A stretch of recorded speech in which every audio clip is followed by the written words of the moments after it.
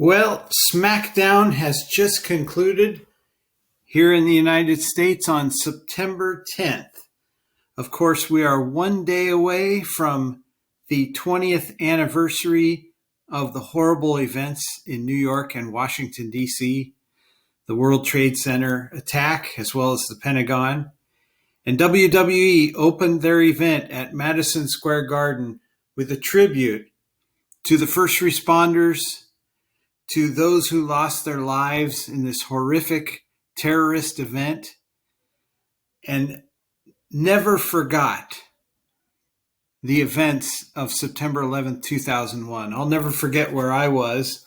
I was actually driving to work at 6:30 a.m. Pacific time when I heard the news on the radio.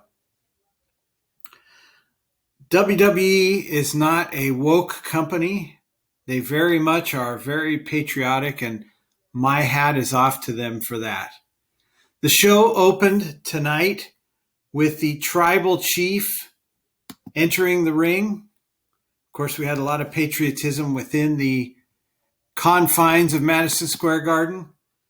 And Roman Reigns entered Madison Square Garden in the ring with the words, "Madison Square Garden, acknowledge me."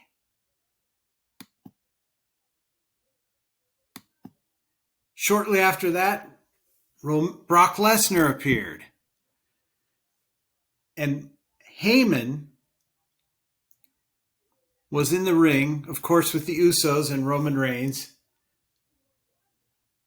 And Heyman asked Brock Lesnar, "Why are you going after the Universal title when there are other titles you could be going after?"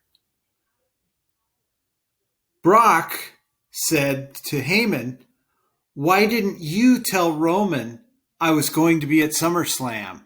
Oh, is this a big reveal?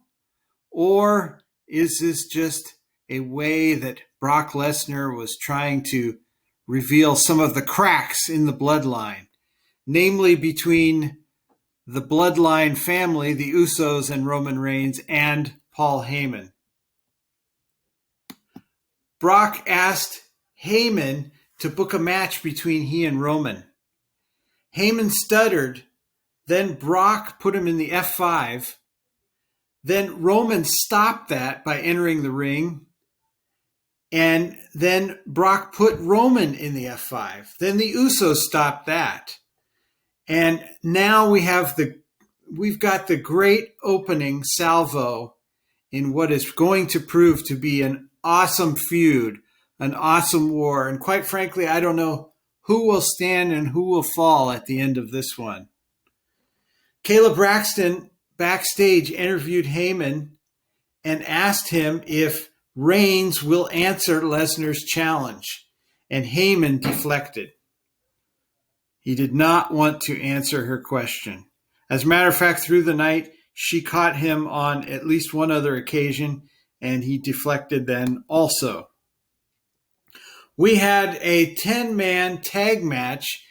Sami Zayn, trying to get heat, as he is wont to do, introduced Trae Young of the Atlanta Hawks, which was a way of insulting the present New York Knicks fans. In this 10-man tag match, of course, we had Shinsuke Nakamura, Rick Boogs, the Mysterios, and Big E. And on the other side, we had Apollo Crews, Bobby Roode, Dolph Ziggler. Chad Gable was ringside. I don't know if he was part of the tag match. And then we also have Big Burly Otis. Otis, to me, I don't know about you, is looking more and more like King Kong Bundy. And that's not a bad thing. Trae Young actually was thrown out of being ringside because he actually interfered in the match. So, of course, that made the New York crowd very, very happy. And don't believe the New York jersey on Sami Zayn shirt. Don't believe him to be a true New York fan because, quite frankly, he's the one that brought out Trae Young. And he's a typical heel. The babyfaces won the 10-man tag match, of course. We have Shinsuke Nakamura, again, the Mysterios, Big E, and Rick Boogs. Excellent win for them tonight. Pretty good match. I'm not a big fan of 10-man tag matches. I think there was a little too much going on, but these are all great wrestlers, obviously. Then we had the contract signing between Becky Lynch and Bianca Belair. Bianca Belair is chewing at the bit for a rematch, of course. She came out and she instantly signed the contract. Becky hemmed and hawed, you could say. She initially stalled at signing the contract, and people were chanting at her to sign it, and then she got offended and she yelled at the fans and said, "Hey, when I was gone and having my baby, you were all chanting, 'We want Becky.'" And she said, "Now I'm here, and now you're basically a bunch of ingrates." And so finally she got all stirred up and she signed the contract. So we will be having a Bianca Belair rematch with Becky Lynch, with Bianca Belair being the challenger, obviously.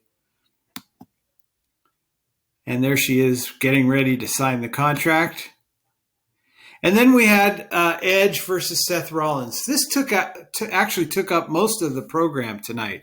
It went through 2 commercial breaks. There were several times Edge looked to be in control, and then through one segment it looked like Rollins was in control. It went back and forth though, and again it was a long match. 2 commercial breaks. There were a couple of times where Seth Rollins had Edge in a crossface, and Edge was able to reverse it and put Seth Rollins into the crossface. And I love how these guys sell. They're awesome in the ring. They're always entertaining to watch. And at the end, Seth Rollins delivered a low blow to Edge. He gave him 3 super kicks while Edge was on his knees, and then he curb stomped him and pinned him. And Edge wasn't moving after the match, so the referee called for the EMTs. There's Seth Rollins' weird wrestling jacket, kind of flamboyant. And there's some scenes from the match. And there's the final curb stomp right before it occurred. And there is Seth Rollins looking somewhat conflicted. And even in an interview later in the night, he appeared to be conflicted about his actions. He didn't seem remorseful. He just said, "I don't know how I feel about it." And there he is looking at Edge, who is now being treated for his injuries. And there we have Edge. He was put on a gurney, taken through the back curtain and over to an ambulance, and the ambulance took him away. And then for the final match, we had the Usos versus the Street Profits. Now, when I say it's the final match, WWE is really on their game with Smackdown. They have a surprise at the end, so please stay tuned. But we had the Street Profits come out, and they looked very good in this match. At one point, Montez Ford lost his shoe and then threw it into the audience, and he still did a terrific backflip that was amazing and kept wrestling with one shoe. And there, of course, is the Usos, the reigning and defending tag team champions. Reigns was looking on because, of course, after this, he was going to make an announcement of whether or not he was going to accept Brock Lesnar's challenge. But look at the audience, by the way. Packed house, over 14,000 people in attendance. And what happened in the tag team match? Well, the Street Profits were looking like they were going to win. Montez Ford was going to make the pin, and Roman Reigns interfered and took out Montez Ford, thereby getting the Usos disqualified. So the Street Profits won, but the Usos retained the titles. And then Roman Reigns says, I'm going to face Finn Balor first at Extreme Rules, but then I will face Brock Lesnar. And all of a sudden, we got some familiar theme music and some smoke, dry ice, a haze produced by dry ice, and smog machines, and the demon Finn Balor came out. And so now we see that the opponent that Roman Reigns has at Extreme Rules will not just be Finn Balor, but the demon Finn Balor. This was an excellent Smackdown. It wouldn't surprise me if it has, 2.5 million, almost 3 million in audience.